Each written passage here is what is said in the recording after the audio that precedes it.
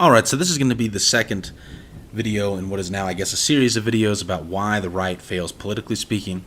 And like the first video, this video is not going to be very data-oriented and it's going to be a bit ranty, but hopefully it will still have some value. This video is going to be about granting enemies legitimacy, and I'm going to focus on three specific contexts: the context of the media, education, and the government. Beginning with media, because this is the one in which I think the conservatives have done the least poorly in. So today, liberals complain about the fact that there's a growing faction of Republicans who won't engage with mainstream media. They'll call it fake news and the like.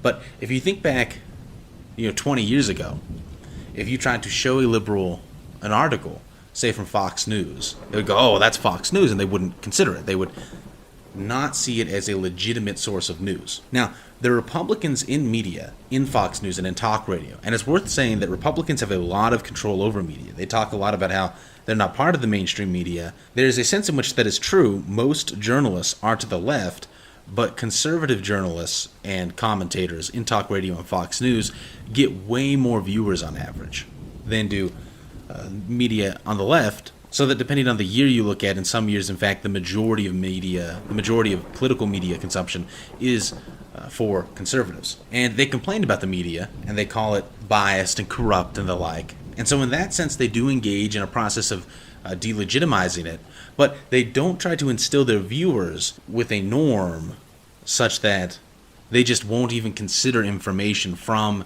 CNN or NPR or ABC News or MSNBC, etc., or the New York Times. And again, I think that's changed somewhat in recent years. There's a little bit of that now, but it is still not as pushed on the right as the analogy is on the left, where they just don't consider information from conservative media to be valid. Instead, and there's almost a kind of lack of authenticity in this, conservatives, like I say, will call liberal media liberal and biased and corrupt, but then they will behave in ways, and their viewers will behave in ways, as if it is a legitimate source of news. Now, they might say, well, liberal sources of news do sometimes say true things, and so we should consider them. And there are a few things you can say about that. I mean, firstly, obviously, liberals know that Fox News sometimes says true things. But the problem is they don't consistently say true things. They're reliably biased, and so they tell people not to consume that media, not to consider it legitimate. Secondly, you have to think about this in terms of the conversion rates of the news. So imagine that we have 100 people and 50 are liberal and 50 are conservative to begin with. And the conservatives, the 50 conservatives, consume conservative media and to a lesser degree liberal media. And because of their consumption of liberal media, 10% of them over their lifetime are converted. So we lose 5 conservatives. Now it's 45 to 55, 55 liberals.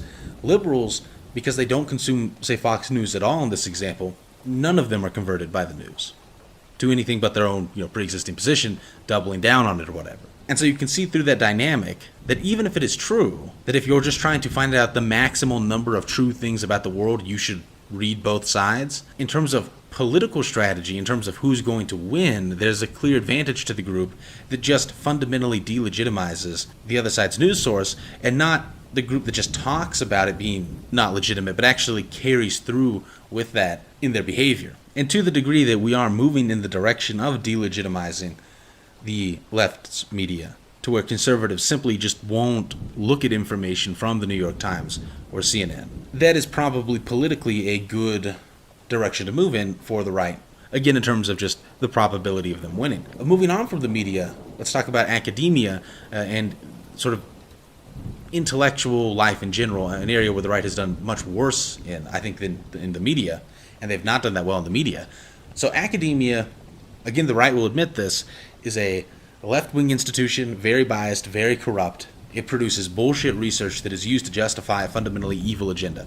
Conservatives broadly agree with that. What have the solutions been to this? Well, one has been a horribly failed attempt to just, promote conservative professors, that they don't control the institution, and even when they do control the institution, they practice this kind of liberal tolerance, free speech crap, and as a result, they let leftists get into positions of authority who then do not practice that tolerance with them, and then they get kicked out, and the institution becomes leftist.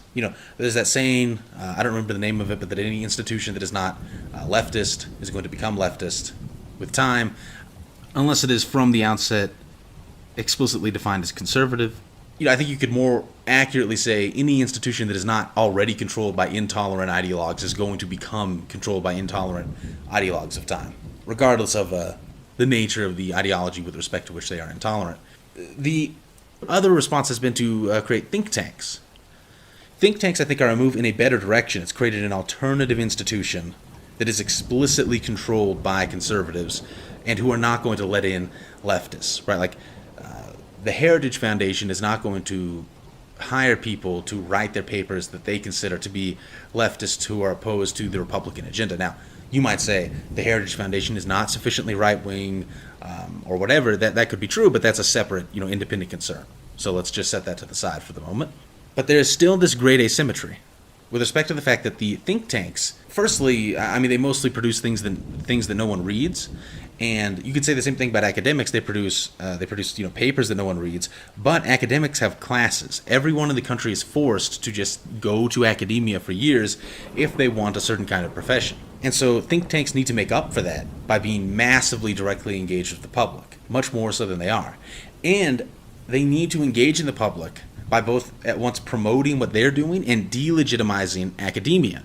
And we might restrict this to academia with respect to the humanities and social sciences. I'm fine with that. You could argue against that, but I don't think it's important for this video. So let's just say, when I say academia, what I mean is academia with respect to the humanities and social sciences, because the social scientists in academia will say things like, well, that was produced by, the Heritage Foundation. That was produced by the Cato Foundation. That was produced by whatever. It was funded by a conservative group. It's not legitimate. Let's not consider that research.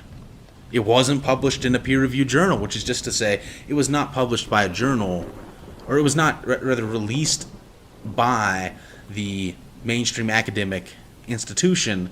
That institution did not grant that document its seal of approval, and so we're not going to consider it valid. And they teach kids in college to quote-unquote critically think by evaluating sources with respect to the degree to which they have been granted legitimacy by this single academic authority. And so we can see the asymmetry, because think tanks don't come back and say, this is our work, look at this evidence that academics are a joke, that these people don't know what they're doing, that they're clowns.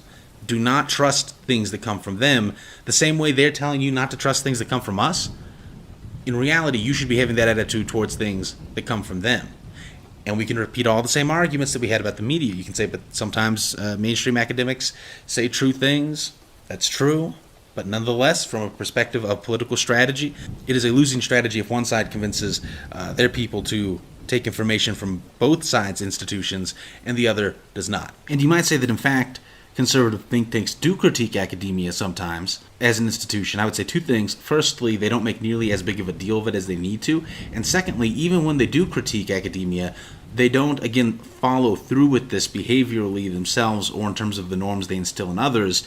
They might say that academia is very biased, but they don't follow through with that by saying, and that's why you should not consider their stuff. And so if I had, a great deal of power over right-wing intellectuals, imagine that I did, one of the things I think would be very good for them to do would be to create organizations that, like I say, massively engage with the public. That's easier to do now via the internet.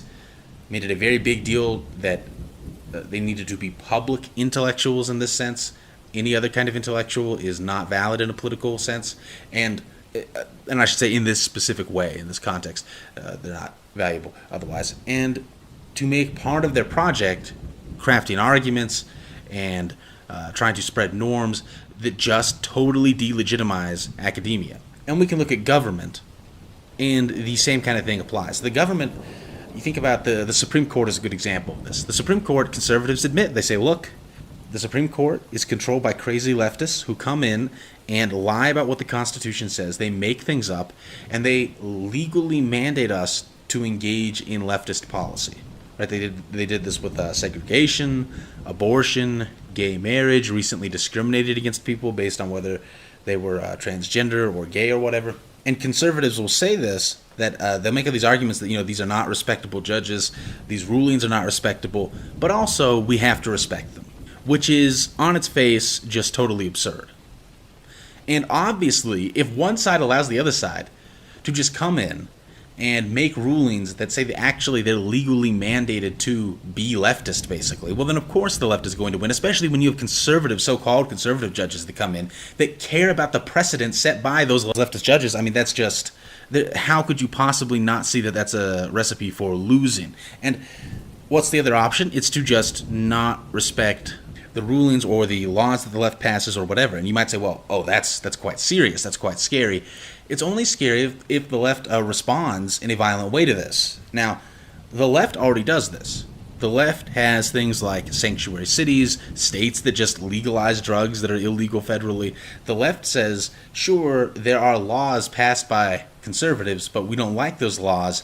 And our governments, once we control a government, it's just literally not going to follow them. We're just not going to. And part of the reason they do this is because they know conservatives treat that as legitimate somehow. At once, conservatives say, well, we have to follow the rulings of these leftist judges, even though we know that they're totally arbitrary and evil. But we're not actually going to force left-wing cities or states to follow the federal law. Again, this kind of strategy, when you look at it in that way, it's just self-evident why this cannot work. And all of these ideas have a common feature, which is they involve escalating things, right? So if the right comes in and says to people who currently are involved in the right, do not take academia seriously, and not just say, oh, they're a joke, but actually follow through with that behaviorally, actually don't accept mainstream, left-wing academic sources, do not accept left-wing news organizations, and do not accept the rulings of arbitrary leftist law. If they do that, then the left, it is feared, could respond by creating even more tension, doubling down on these things, becoming even more extreme themselves in their intolerance. They could also do the opposite. They could also say, oh my gosh, the conservatives aren't just letting us walk all over them anymore. Now we have to play by the rules. That could happen. But it could also go the other way. And if it goes the other way, then, frankly, then it does. I mean, what else are you going to say? You're going to say, oh my gosh, well, I cannot fight for my political ideology. The other side just has to win because the other side decided that if I don't let them win, well, then they're going to throw a fit. And they're going to make things hard, and they're going to make things risky. I mean, who guaranteed you that your political ideology could win without anything getting hard or risky? No one. And this isn't fun, right? Like, it's not like, I wish it was true that you could sort of just respect the other side, and the other side would respect you, and we could have this classically liberal marketplace of ideas and a free exchange of thoughts, and we disagree, but we agree to disagree civilly and respectfully, and that's a symmetrical thing. I mean, that would be cool, but that's just not reality. And you strongly enforcing these norms on your side, but not having the power to enforce them on the other side, which is only growing more intolerant with time, leads you to a loss. And this obviously mirrors the other thing I talked about in my previous video about why the right fails, which had to do with right-wingers at the individual level and in the masses, because now I'm more talking about right-wing elites, but the masses of right-wing people not being willing to engage in even minor levels of conflict for their political ideology, and how that sets up an incentive structure that leads people to become leftists and for leftists to be intolerant. The exact same thing is true at the level of these elite institutions.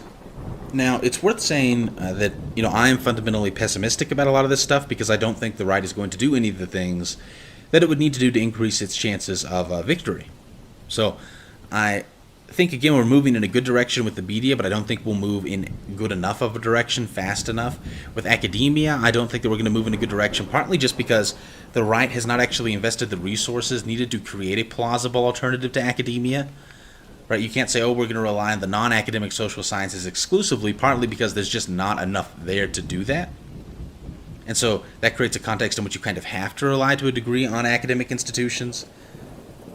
And on top of that, they're not even fighting a war to delegitimize them anyway, but if they did, then they would run into this problem. What they would need to do, in theory, would be to invest way more resources in building a more serious set of institutions to replace academia with respect to the social sciences and humanities first, or at least concurrently, with their war on the just root consideration of academia as a legitimate source of knowledge about human behavior. in society. And at the government level, I think honestly it just comes down to people being not willing to sacrifice things for their political ideology. Again, that partly relates to the kind of political ideology the right has even promoted in the first place, but it takes a degree of saying, these things are important and it's worth taking risks to defend them. People aren't willing to do that. And that also partly has to do with just the kind of personality that right-wingers tend to have, especially sort of elite right-wingers.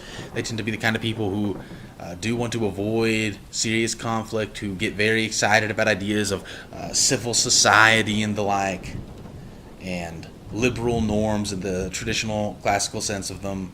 And unfortunately, those sorts of people do not do well in a situation where they are at war, basically, with the other side, and whether or not they want to be or not, they are.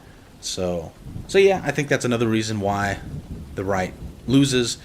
We don't delegitimize the left's institutions the way the left first subverted and occupied our previous institutions and then delegitimized all of our attempts to create replacement ones. And so given that, that just decreases the chances of the right being successful. So there you go.